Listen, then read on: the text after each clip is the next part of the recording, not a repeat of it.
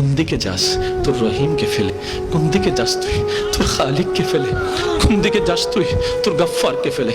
আমি রবকে তুই ফজরের নামাজ না পড়া সত্ত্বেও সকালে ঘুম থেকে ওঠার আগে নাস্তার ব্যবস্থা আমি আল্লাহ কি তোকে করে দিই নাই রে বান্দা? আমি কি করে দিই নাই? তুই যে সবার চোখের আড়ালে গোপনের কাজটা করেছিলি, অপরাধের কাজটা করেছিলি, তুই ভেবেছিস বন্ধু জানে না, মা বাবা জানে না, সবার কাছে একটা গোপন করে রেখে মনের মধ্যে ভয় ছিল, কেউ না দেখে ফেলে, ধরা খেয়ে যাওয়ার ভয় ছিল, দেখে ফেলার ভয় ছিল।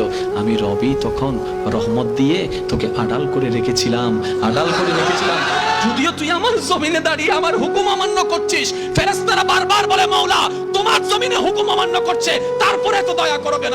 আমি রব সেই দিন বলেছিলাম আমার বান্দা হয়তো ফিরে আসবে, আমার বান্দা হয়তো ফিরে আসবে, আমার বান্দা হয়তো আমি রহমানের কথা চিন্তা করে ফিরে আসবে। বান্দা সেই দিন তুই আসিসনি ফিরে, তারপর আমি রহমত দেওয়া বন্ধ করিনি, তোর পায়ের শক্তিকে কেড়ে নিইনি, তোর চোখের আলোকে কেড়ে নিই নাই। আমি রব রহমান হয়ে দয়া করে যাচ্ছি, দয়া করে যাচ্ছি, দয়া করে যাচ্ছি, দয়া করে